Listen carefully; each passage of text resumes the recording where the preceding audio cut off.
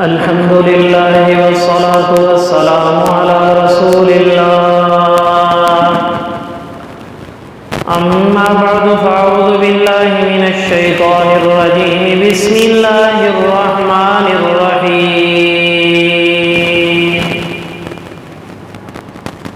للرجال نصيب مما ترك الوالدان والأقربون وللنساء نصيب مما ترك الوالدان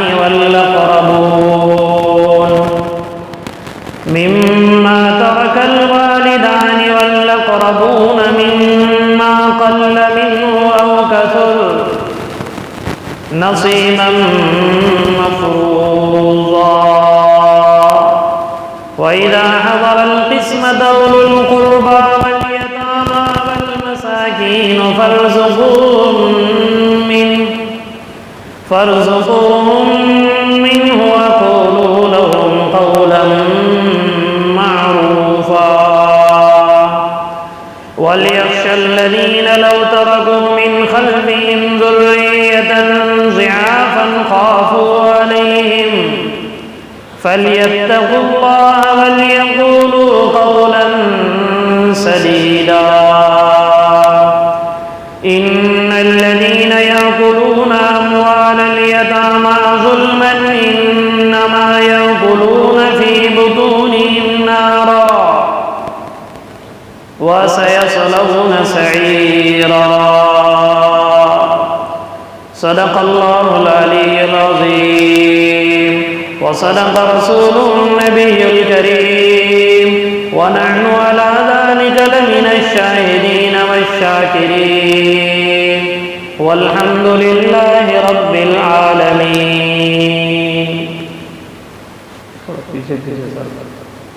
سمجھ میں نہیں لیا آواز تھوڑا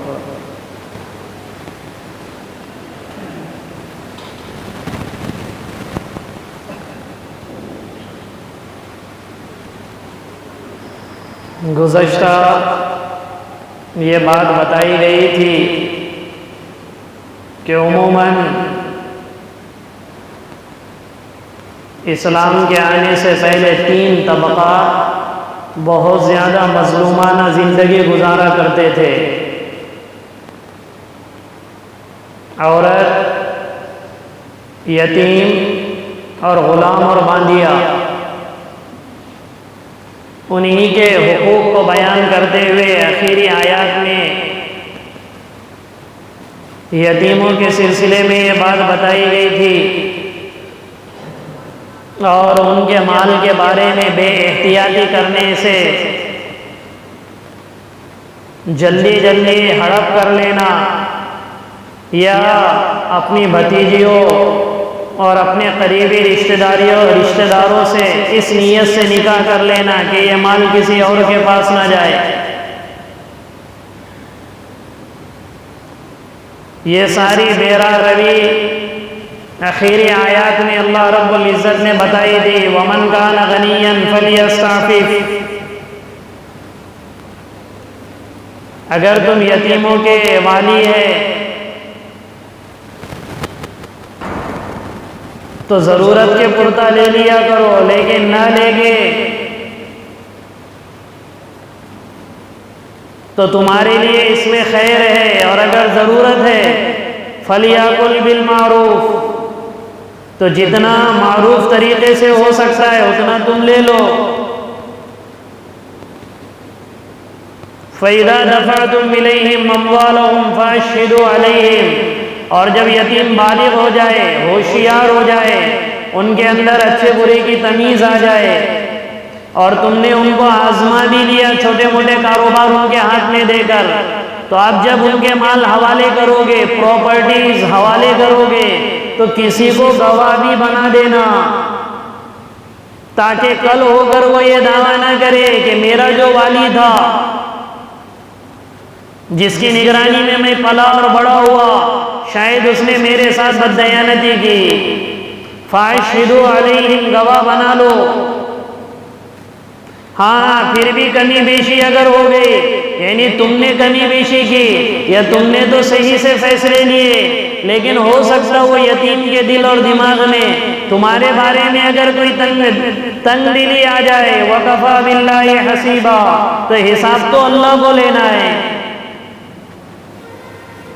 حساب کا اور اکاؤنٹنگ کا معاملہ اللہ نے بندوں کے سپرد نہیں کیا، وہ تو اللہ کا احسان ہے کہ اللہ نے اپنے پاس اسے رکھا۔ اس لیے اگر تم حق پر ہو، پھر بھی اگر وہ یتیم بڑے ہونے کے بعد تمہارے خلاف کوئی بات چیت اگر کرے تو کوئی ٹینشن یا فکر کرنے کی ضرورت نہیں، کیونکہ حساب اللہ لے لے۔ اور اس میں درے پردہ ایک ڈر بھی بٹھایا والیوں کے لیے کہ دیکھنا اگر وہ یتیم بچہ ہے تو کہیں تم اس کے مال میں آگے پیچھے نہ کر لینا، کیونکہ گھر سے اسے کوئی چیز سمجھ میں نہیں آ رہی یا پھر لوگوں کو بھی سمجھ میں نہیں آئے گا، یہ معاملہ تمہارا اور اس کا ہے، لیکن اللہ تو حساب لے گے۔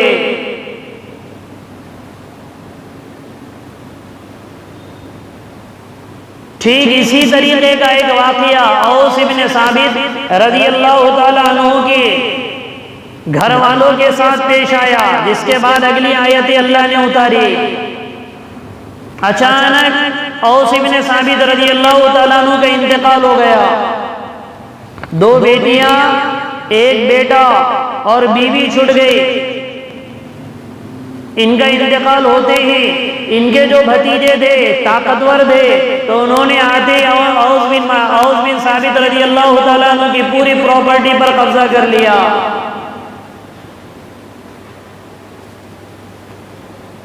اوس ابن ثابت رضی اللہ تعالیٰ عنہ کی بیوہ کہنے لگے، ارے بھئی چاہے اگر تم قبضہ کر رہے ہو تو میری بیٹیوں سے نکاح کر لو۔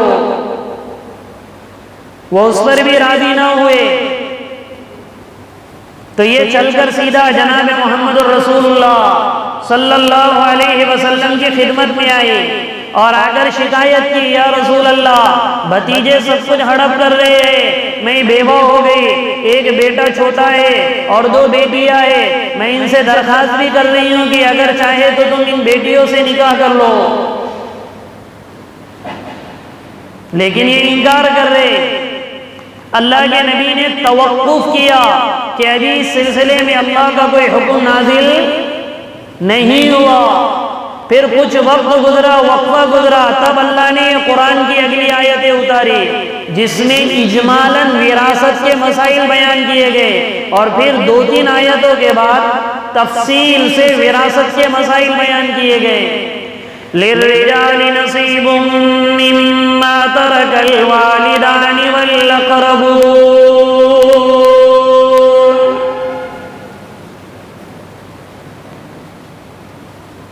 جو والدین نے چھوڑا یا تمہارے قریبی رشتہ دار نے جتنا بھی مال چھوڑا اس میں مردوں کا بھی حصہ ہے۔ وَلِلنِّسَاءِ نَصِيبٌ مِّمَّا تَرَكَ الْوَالِدَانِ وَالْأَقْرَبُونَ، اور عورتوں کا بھی حصہ ہے اس مال میں جو ماں باپ نے چھوڑا ہے یا قریبی رشتہ داروں نے، اور جتنا بھی چھوڑا ہے مما قل منہ او کثر، چاہے کروڑوں روپیے چھوڑے ہو یا 1 روپیہ چھوڑا ہو، یا بہت زیادہ ایکڑ زمینیں چھوڑی ہو یا 1 بالی زمین چھوڑی ہو، وہ سب میں حصے شریعت کے مقرر ہے۔ ماں باپ جو بھی چھوڑیں گے وہ حصہ ملے گا مردوں کو، عورتیں جو بھی ماں باپ چھوڑیں گے ان میں سے حصہ عورتوں کو بھی ملے گا اور مردوں کو بھی ملے گا۔ اور فرمایا الاقربون یعنی قریبی رشتہ دار، زیادہ قریبی رشتہ دار، ایسا نہیں کہ دور کے، اگر دور کے رشتہ دار دیکھا جائے تو سب کے سب آدم کی اولاد ہے، ہر آدمی آ کر یہ کہے گا ارے یہ ہو وہ میرے نہیں، کیا سالی کے داماد کے بھتیجے لگتے بولے ہو، بہت بڑے چھوڑے انہوں نے، 1 ایکڑ میرے کو بھی ہونا، تو ایسا کوئی بھی آ کر سب آدم کی اولاد ہے۔ اس لیے وراثت کا جو نظام شریعت نے پیش کیا، وہ دنیا کے کوئی مذہب میں اس طرح کا نہیں۔ ویسے تو کوئی ایسی بات ہی نہیں ہے جو کسی مذہب والوں نے پیش کی ہو، اور اگر مذہب والے پیش بھی کرتے تو سب اسلام کا سرقہ ہے، وہ اسلام کی چوری ہے۔ یہودیت لے لو، نصرانیت لے لو، ہندوازم لے لو، سوشلزم لے لو، کمیونسٹ لے لو، جو بھی مذہب والے اس وقت دنیا میں الہات، لادینیت، ملحد ہو یا ہندوانہ مذہب ہو یا کوئی بھی مذاہب کے رہنے والے، اگر وہ کہیں صحیح بات، منصفانہ بات، عادلانہ بات اور درست بات اگر کرتے ہیں تو وہ سب اسلام کا سرقہ ہے۔ ان سارے انتظامات میں، ان سارے نظام میں بہترین نظام شریعت نے وراثت کا دیا ہے۔ ماں باپ جو چھوڑ کر مرے اس میں اولاد کا بھی حصہ، چونکہ ماں باپ اگر چھوڑ کر مرے یا اولاد اگر چھوڑ کر مرے، جو جتنا زیادہ قریبی ہوگا وہ اس کے اعتبار سے وراثت کا مستحق ہوگا۔ اور اقربون قرآن نے کہا کہ یہ وراثت کا حقدار قرابت کے اعتبار سے ہوگا، ضرورت کے اعتبار سے نہیں ہوگا۔ یہ ذرا دھیان سے سمجھنا، یہ مسائل، یہ بیان نہیں ہے، یہ مسائل ہے۔ وراثت کا دار و مدار قرابت پہ شریعت نے رکھا ہے، ضرورت پر نہیں رکھا۔ ایک بیٹا کروڑ پتی ہے اور ایک بیٹا بالکل ضرورت مند ہے، تو اب یہ نہیں کہا جائے گا کہ یہ ضرورت مند ہے تو اب 1-1 لاکھ روپے دونوں کے حصے میں آ رہے تو پورے 2 لاکھ اسی کو دے دو۔ نہیں، چاہے کروڑ پتی ہو چاہے دوسرا روڑ پتی ہو، 1 لاکھ اس کو ملے گے، 1 لاکھ اس کو ملے گے۔ اور یہ بھی حکمتوں پر مبنی ہے، چونکہ اللہ حکیم ہے، حکیم کا کوئی فعل حکمت سے خالی نہیں ہوتا۔ اور دولت یہ تو آنی جانی ہے، اور لوگوں کے ذہن اور دماغ پہ اگر وراثت کے مسائل کو شریعت تھوپ دیتی کہ چلو تمہارا مشورے سے طے کر لینا، اسے کتنا دینا ہے، اسے کتنا دینا، تو جنگ و جدال ہونا شروع ہو جاتے، قتل و قتال کی نوبت آتی، اور کون منصف ہوتا، کون عادل ہوتا؟ پیسے کو دیکھ کے اچھے کی تسبیح ہلنا شروع ہو جاتی ہے۔ اس لیے شریعت نے وراثت کے مسائل پر کسی کے دماغ لڑانے کی ضرورت نہیں ہے، سب کے سب شریعت نے مقرر کر دیا۔ اور بالکل قریبی رشتہ دار، اور یہ بھی کہا مما قل منہ او کثر، مرنے والا 1 روپیہ چھوڑے تب بھی وارثین کا حق ہے، اور مرنے والا 1 کروڑ روپیہ چھوڑے تب بھی وارثین کا حق ہے۔ اسی لیے یہ بات کہی جاتی کہ جیسی اگر کسی کا انتقال ہو جائے تو انتقال کے بعد اس کا سب سے پہلا مسئلہ اس کے کفن دفن کا ہوتا ہے۔ اگر اس نے یہ ترتیب ہے، اگر اس نے اپنی جائیداد چھوڑ کر مرا، مال و دولت چھوڑ کر مرے، یا اولاد کوئی ہے نہیں یا ہے تو وہ اخراجات اٹھانے کے لیے تیار نہیں، تو پھر مورث کے یعنی مرنے والے کے مال میں سب سے پہلے اس کے مال میں سے اس کا کفن لایا جائے گا۔ لیکن عموماً ایسا کرنے کی ضرورت نہیں پڑتی، کوئی بیٹا لا لیتا، کوئی بڑا لا لیتا، کوئی رشتہ دار لا لیتا مرنے کے بعد کفن۔ لیکن اگر اولاد ہو لیکن نافقار ہو، یا پھر ہو پیسہ نہیں ہے، یا ہو ہی نہ اولاد، اب کفن کا مسئلہ آئے گا تو سب سے پہلے اس کی جائیداد اور اس نے جو وراثت چھوڑی ہے اس وراثت میں سے سب سے پہلے کفن کے لیے پیسہ نکالا جائے گا۔ اس کے بعد دوسری چیز دیکھی جائے گی کہ اس کے اوپر قرض کتنا ہے، مرنے والے پر قرض کتنا ہے۔ اس لیے قرض کی، حالانکہ جناب محمد رسول اللہ صلی اللہ علیہ وسلم بھی مقروض رہے، صحابہ کرام بھی مقروض رہے، اور صحابہ کرام میں بڑے بڑے معاذ بن جبل، جن کے بارے میں اللہ کے نبی نے فرمایا اعلم بالحلال والحرام معاذ بن جبل، قرآن کا، حدیث کا فقہ کا اگر سب سے زیادہ کوئی جاننے والا کوئی صحابی تھا تو معاذ بن جبل تھے. اس لیے علماء کا جھنڈا میدان قیامت میں ان کے ہاتھ میں ہوگا. لیکن مقروض اتنے ہو گئے تھے کہ اللہ کے نبی نے ان کو یمن بھیج دیا، ان کی جائیداد میں سے پیسہ نکالا اور آنے والے قرض خواہوں کو تقسیم کیا تھا، اور معاذ بن جبل پہ روک لگا دی کہ تم کاروبار نہ کرو، اور انہیں وہ یمن کے لیے اصولیابی کے لیے بھیج دیا. کیوں؟ تاکہ پیسہ لگانے کی نوبت نہ ہے، خالی محنت مزدوری سے ان کے پاس پیسہ ہے. اور یہ مقروض بھی سخاوت کی وجہ سے ہوتے تھے، گل چھرے اڑانے کی وجہ سے نہیں. سخاوت بہت زیادہ تھی. اور خود اللہ کے نبی بھی مقروض رہے. لیکن اگر کسی کا جنازہ آتا تو اللہ کے نبی پہلے پوچھتے اس پر کسی کا قرضہ ہے. اگر کوئی کہہ دیتا اس پر قرضہ ہے تو حضور فرماتے تم اس کی نماز پڑھا لو، میں نہیں پڑھاؤں گا.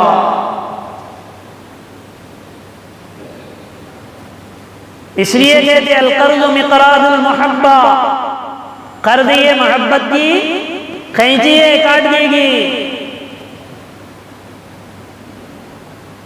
اس لیے نہ قرض دو. ہمارے بڑے حضرت مولانا مستانی صاحب دامت برکاتہم یہ بار بار کہتے نہ قرض دو نہ قرض لو. آپ یعنی اپنی جو حد ہے، اپنی جتنی چادر ہے اتنی پھیلائے گا تو کبھی مقروض نہیں ہوگا. ہاں، چادر سے زیادہ اگر پیر نکل گیا تو پھر مقروض ہونا شروع ہو جاتا ہے. اللہ ماشاءاللہ کوئی واقعی میں ضرورت مند ہو،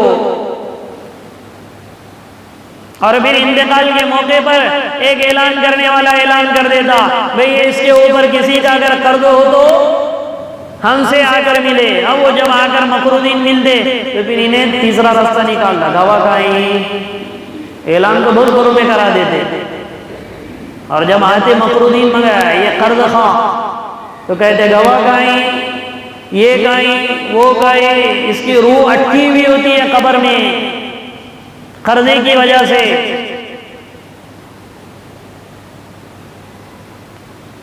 اس لیے مرنے کے بعد پہلی چیز کیا ہے؟ کفن میں پیسہ لگایا جائے گا. اس نے جتنی وراثت چھوڑی ہے وہ اگر نہیں ہے کوئی لگا رہا تو دیکھا جائے گا قرضہ ہے یا نہیں ہے، قرضے کو ادا کیا جائے گا پہلے. سب سے پہلی چیز قرضہ، ہو سکے تو 1.5-2 دن میں ہی پورا قرضہ اتار دو مرنے میں، ورنہ اس کی روح اٹکی ہوئی ہوتی ہے. جب اللہ کے نبی ایسے کا جنازہ نہیں پڑھاتے تو بتاؤ کتنی یعنی بری چیز ہے. زندگی موت کا کوئی بھروسہ نہیں. کچھ لوگ ایسے بے شرم بن جاتے ہیں، اس کی بھی لیتے، اس کی بھی لیتے، اس کی بھی لیتے، اور ڈکار بھی نہیں آتی. اس کو بولتے ہیں 2 دن میں ملو، وہ معلوم ہے. اس کو بولتے مہینے بھر میں ملو، اس کو بولتے 8 دن میں ملو. اس کو چلاتے رہتے. ایک دم سے موت پکڑ لی تو کیا کرے گی؟ تو دوسری چیز ہے کہ وراثت میں سے قرضے کو ادا کیا جائے گا. اور پھر قرضہ بھی اگر ادا ہو گیا، پھر بھی اگر مال بچ رہا ہے وراثت کا تو دیکھا جائے گا اس نے وصیت کی ہے یا نہیں کی ہے.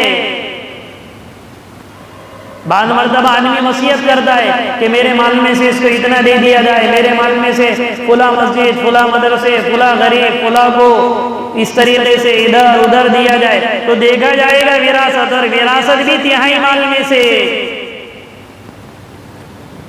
30 روپے چھوڑ کر مرا ہے تو 10 روپے میں سے. ارے سمجھ میں آ رہی بات؟ تہائی مال میں سے وصیت نافذ کی جائے. اور وصیت بھی دوسروں کو، وارثین کو وصیت نہیں ہے میرے چھوٹے بیٹے کو اتنا دے دینا، میرے بڑے بیٹے کو اتنا دے دینا، یہ وصیت نہیں. جو وارث نہیں ہے ان کے لیے ہاں یہ تینوں کام ہو جائے. کفن کے لیے بھی پیسہ نکال لیا وراثت میں سے، اسی طریقے سے قرض خواہ بھی ختم ہو گئے، اسی طریقے سے وصیت بھی نافذ ہو گئے. جب یہ 3 چیزیں ہو گئے تو اب وراثت کا نمبر آتا ہے، جس کو قرآن نے کہا نصیبا مفروضا.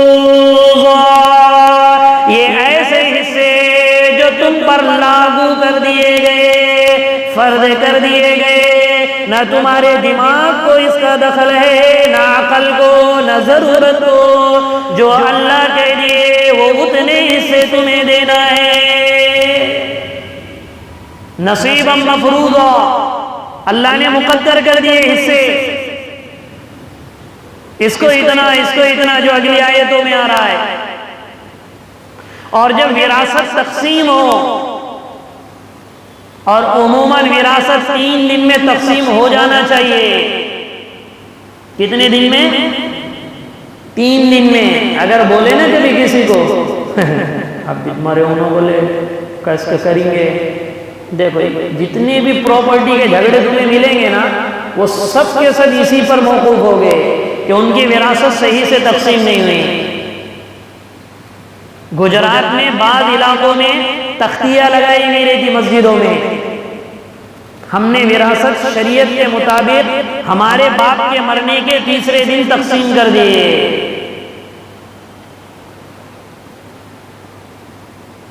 کتنے دن؟ تیسرے دن۔ 3 دن غم ہوتا ہے، چوتھے دن تقسیم ہو جائے۔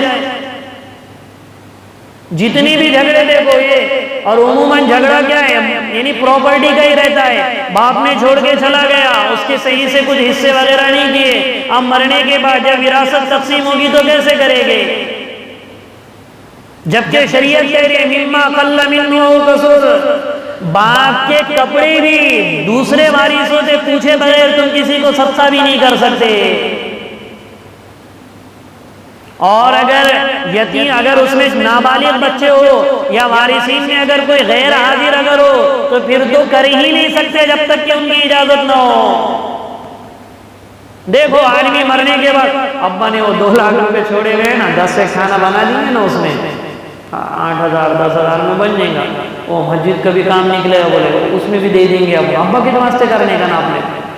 کبھی کبھی غیر حاضر وارث رہتا ہے، کبھی کبھی وارثین میں چھوٹے بچے رہتے، ان کی اجازت کے بغیر دینا جائز نہیں ہے، کیونکہ اب وہ باپ کا حق نہیں رہا، اب وہ اولادوں کا آ گیا۔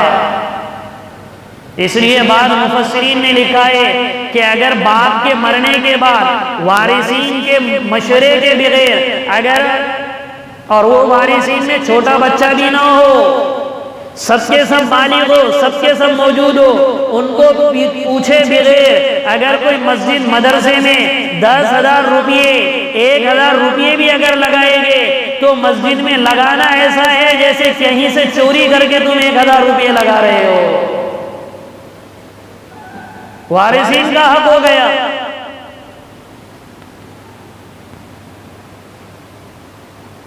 ایک بزرگ بیٹھے ہوئے تھے، آخری سانس چل رہی تھی، عیادت کے لیے گئے، ایک دم سے حلق میں سانس اٹک گئی اور انتقال ہو گیا، تو دوسرے بزرگ تھے، ان کا چراغ جل رہا تھا، انہوں نے فوراً چراغ بجھا دیا اور اپنی لالٹین منگائی۔ شاگردوں نے، تلامذہ نے پوچھا کہ کیوں آپ نے ایسا کیا؟ کہنے لگے جب تک وہ موجود تھا چراغ اس کی ملکیت تھی، وہ جل رہا تھا، وہ مر گیا، مرتے ہی چراغ اس کے وارثین کی ملکیت میں آ گئے، وارثین کو پوچھے بغیر چراغ جلائیں گے تو ناجائز ہو جائے گا۔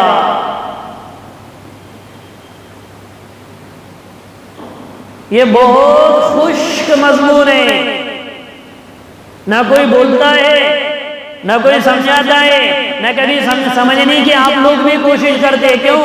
وہ کائی کچھ بولنے کا، عمریں چل رہے نا، اپنے حج چل رہا نا، 4 مہینے پہ 4 مہینے لگا رہے نا، اب کیا ہوا، وہ تھوڑا اندھی بھینکت ہے نا، اپنے بھینکت